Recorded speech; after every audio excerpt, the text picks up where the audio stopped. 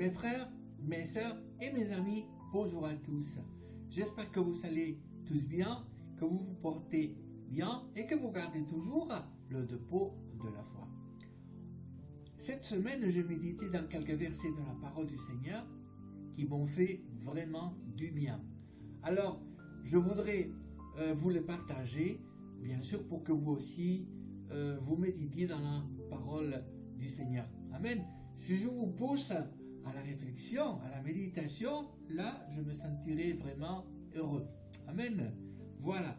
Nous allons regarder directement dans la parole du Seigneur. Il y a 2-3 versets. D'accord? C'est court, c'est simple, mais c'est très efficace. Alors voici le premier verset se trouve dans la deuxième épître de Paul à Timothée, chapitre 1er et verset 14. Nous pouvons lire, la parole du Seigneur nous dit, « Garde le bon dépôt par le Saint-Esprit qui habite en nous. » Amen.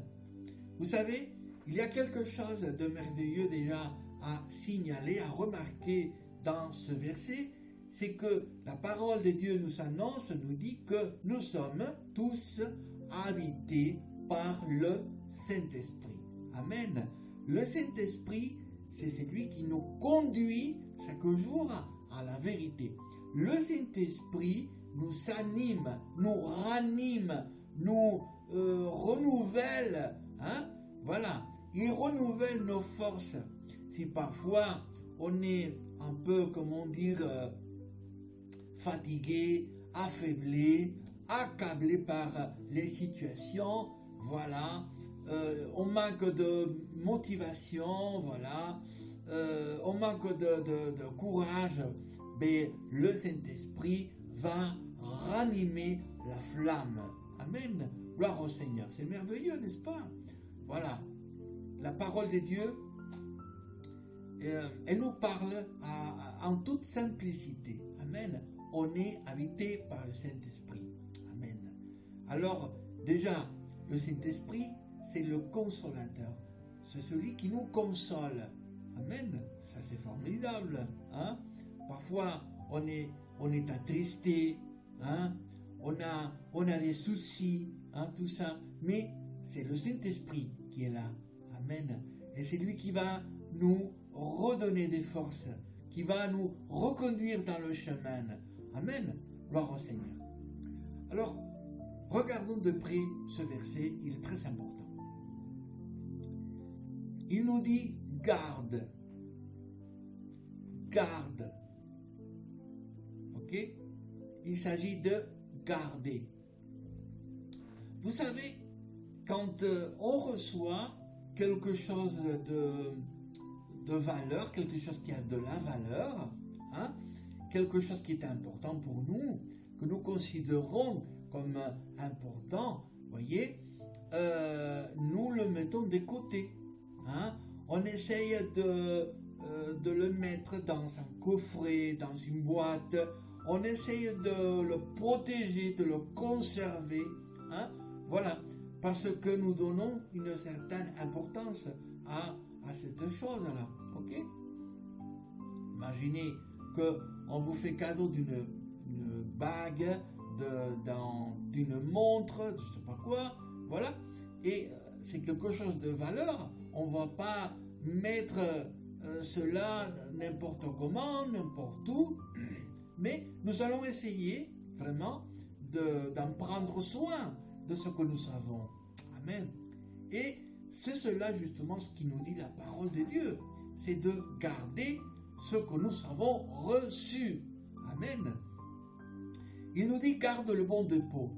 Ce bon dépôt fait référence à tous les commandements, tous les enseignements, toutes les bénédictions, c'est-à-dire toutes les choses que nous avons reçues de Dieu lui-même. Amen. Le bon dépôt fait aussi référence à notre propre personne. Pourquoi? Parce que nous sommes, pour ainsi dire, le réceptacle, c'est-à-dire là où le Seigneur a mis les bénédictions. Amen. Et nous avons reçu dans notre cœur toutes les bénédictions de Dieu. Alors, nous aussi, dans ce sens-là, nous sommes aussi un dépôt. Amen. Voilà. Et donc, tout ce que nous recevons de Dieu, il faut le garder. Hein? Autant le contenu que le conteneur. Gloire au Seigneur. Nous sommes le conteneur et il y a aussi le contenu. Amen. Les deux choses, on doit garder, on doit protéger, on doit préserver. Amen. On doit faire attention. Alors, qu'est-ce que cela veut dire? Mais tout simplement que les choses spirituelles, toutes les choses spirituelles, tout ce qui procède de Dieu, tout ce qui vient de Dieu a de l'importance. Du moins, on devrait accorder importance, on devrait accorder ce soin aux choses spirituelles. Amen. Voilà. Alors, il nous concerne cela. Cela nous concerne. Voilà. On doit faire attention. On doit faire attention. Vous savez, quand on était petit et que l'on sortait dehors, notre maman, notre papa nous disait, il nous criait derrière, n'est-ce pas? Fais attention. Attention à toi. Voilà. Quand on aime quelqu'un, quand on prend congé de quelqu'un, on sait, voilà, on va dire c'est adieu, tout ça, mais qu'est-ce qu'on dit souvent? On dit prends soin de toi. Voilà. Parce qu'on aime cette personne, elle prend soin de toi. Voilà. Et c'est à cela justement qui nous invite la parole de Dieu aujourd'hui. C'est à prendre soin de toutes les choses spirituelles et à prendre soin aussi de nous-mêmes. Amen. Nous sommes importants vis-à-vis de Dieu. Amen. On a de l'importance. Pour Dieu, nous sommes importants. Amen. Voilà. Alors, on doit prendre soin de nous et on doit prendre soin aussi de toutes les choses que nous avons reçues. Voilà. Alors, tous ces enseignements que nous avons reçus, c'est pas pour les oublier, c'est pas pour les mettre n'importe où, mais c'est pour les méditer. C'est les commandes de Dieu, le commandement de Dieu, la parole de Dieu, c'est pour l'avoir auprès de soi. Voilà, c'est pour la méditer chaque jour. Voilà, Seigneur, tu m'apprends ta parole, tu m'apprends chaque jour tes commandements. Voilà, je ferai attention aux commandements et aussi à ma personne. Amen. Nous allons voir un autre texte qui se trouve aussi dans cette même épître. Cela s'annonce très intéressant, vous allez voir. Alors, nous voici donc dans le chapitre 4 et on va lire les versets 1 et 2. Alors, je t'en conjure devant Dieu et devant Jésus-Christ, qui doit juger les vivants et les morts au nom de son apparition et de son royaume. Prêche la parole, insiste en toute occasion, favorable ou non, reprend, censure, exhorte avec toute douceur et en instruisant. Voilà. D'autres traductions diront en douceur et avec la doctrine. Voilà, c'est exactement la même chose. Voilà. Voilà. Donc, ce qui nous dit la parole de Dieu dans ces deux versets, il nous rappelle notre devoir vis-à-vis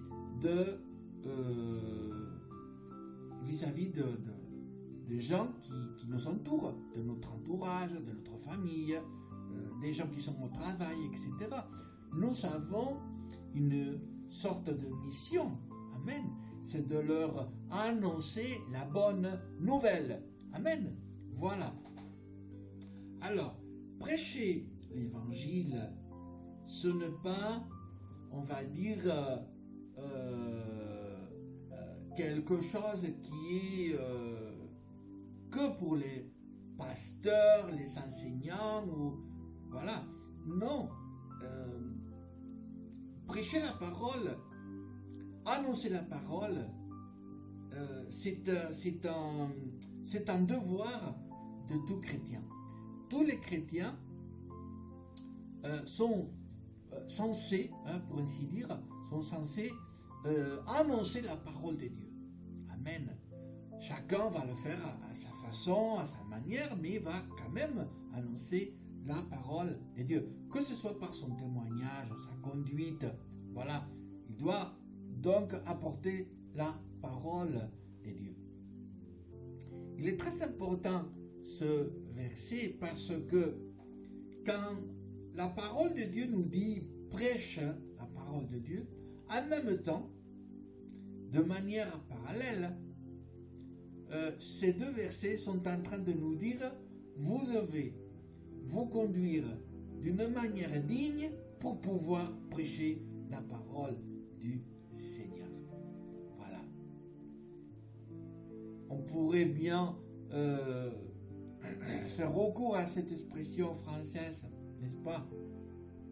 Quel toupet, hein? Quel toupet que d'annoncer la parole du Seigneur si elle n'est pas accompagnée à côté d'un bon témoignage personnel. Quel toupet. Voilà. Non, non.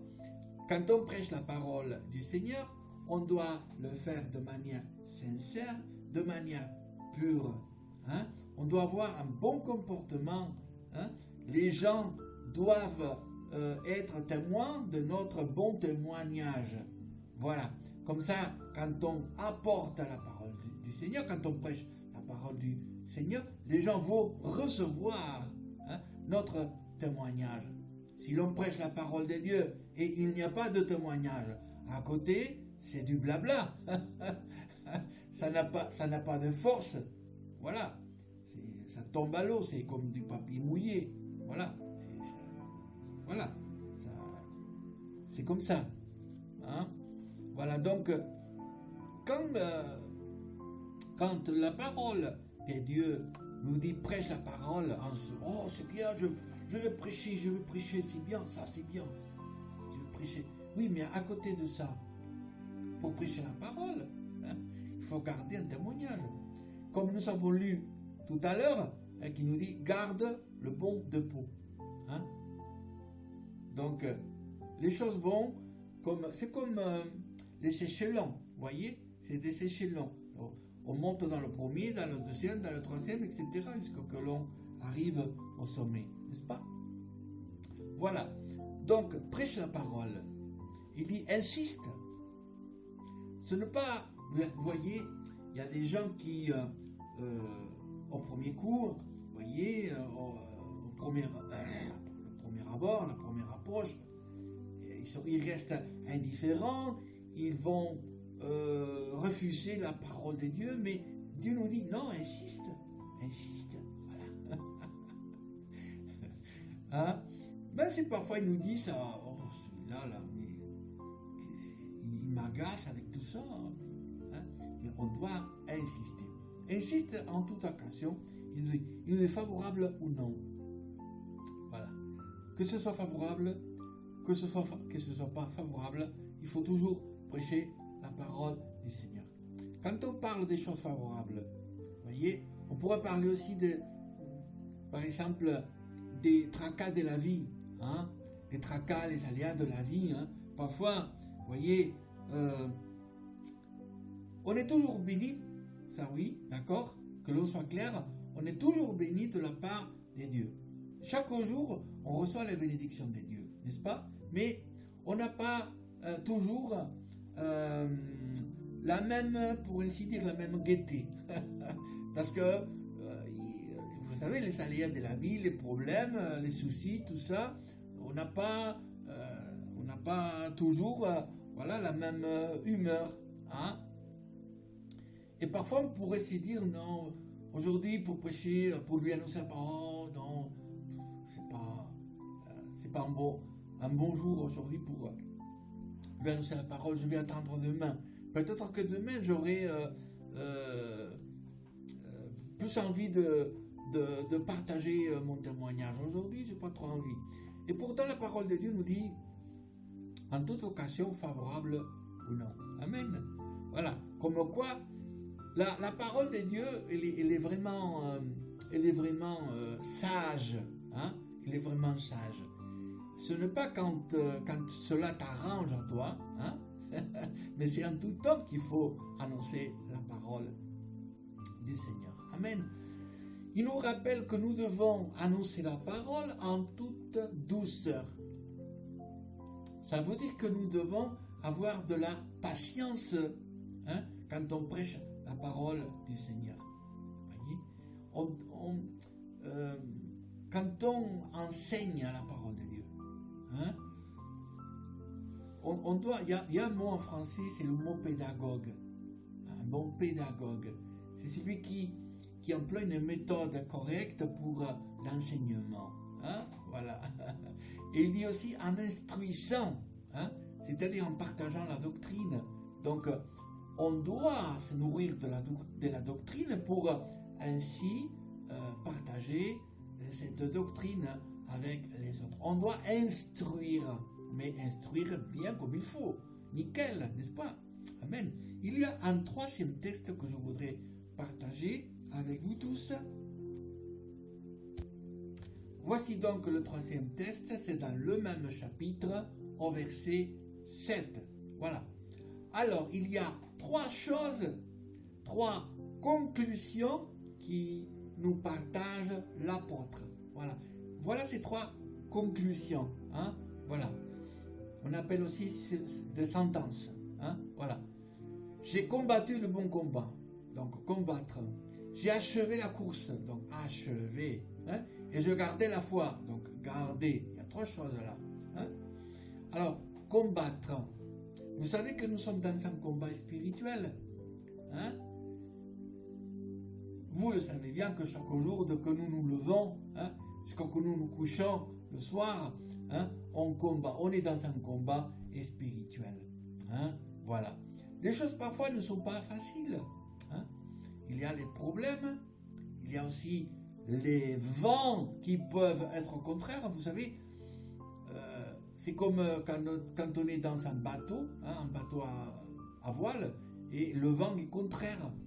Hein? Le vent va te pousser de côté et d'autre. Donc, c'est pas facile. Hein? C'est pas facile. Et pourtant, voilà, ce qui nous dit la parole de Dieu, c'est de combattre. Ceci nous rappelle que nous devons être des soldats. Hein? Des soldats fidèles et des soldats forts et vaillants. Hein? Voilà. Imaginez un combattant, un soldat, hein? Maigre, chétif, hein? Voilà. Qui n'est pas courageux, qui est peureux, hein? Qui a peur, il est peureux, il est craintif. Il n'a rien à faire dans le combat, celui-là. Hein? Au combat, on a des soldats forts et vaillants, voilà, qui sont audacieux, hein? Voilà, qui n'ont pas peur. Et c'est cela à quoi nous rappelle la parole du Seigneur. On doit combattre. Hein? J'ai combattu le bon combat. Voilà. Est-ce que l'on peut dire ainsi? Hein? De la même façon. Hein? Voilà. La deuxième chose qui nous dit ce verset, c'est « J'ai achevé la course ». Voilà. Vous savez combien de fois on entend dans notre entourage, hein, quelqu'un qui dit tu sais, je vais faire un régime, hein, je vais perdre quelques kilos parce que j'ai grossi un peu. Voilà. Alors, on va dire... la première semaine, ils sont bien encouragés, tout ça, voilà. La deuxième semaine, ça va un peu moins. La troisième semaine, il s'est dit, ça c'est trop dur, j'arrête. Combien de fois on a entendu, c'est vrai, dans notre entourage, n'est-ce pas? Voilà, je veux reprendre mes études d'anglais, d'espagnol, d'italien, voilà, je vais apprendre une autre langue, etc. Voilà. Donc, premier mois, ça va, ils sont bien encouragés, voilà, ils attaquent les sons, tout ça, ils apprennent bien la grammaire, tout ça. Voilà, peu à peu, ils se délaissent, ils se disent, oh, c'est trop, hein, c'est difficile, et ils s'arrêtent. Voilà. Et pourtant, la parole du Seigneur nous rappelle toujours à l'ordre. Il faut achever les choses que l'on commence. Voilà. On a commencé, on doit finir. Voilà. On a commencé cette vie spirituelle, on va la finir. Voilà. Hein? On ne va pas s'arrêter au milieu de la course. Hein? C'est pas sérieux. Ah non, quand même, on est des gens sérieux, nous, n'est-ce pas? Voilà. Donc, on va achever ce que nous savons commencer. Voilà. Et la troisième chose que Paul nous dit, c'est « j'ai gardé la foi ». Ah, vous savez, perdre la foi, c'est très facile. Hein?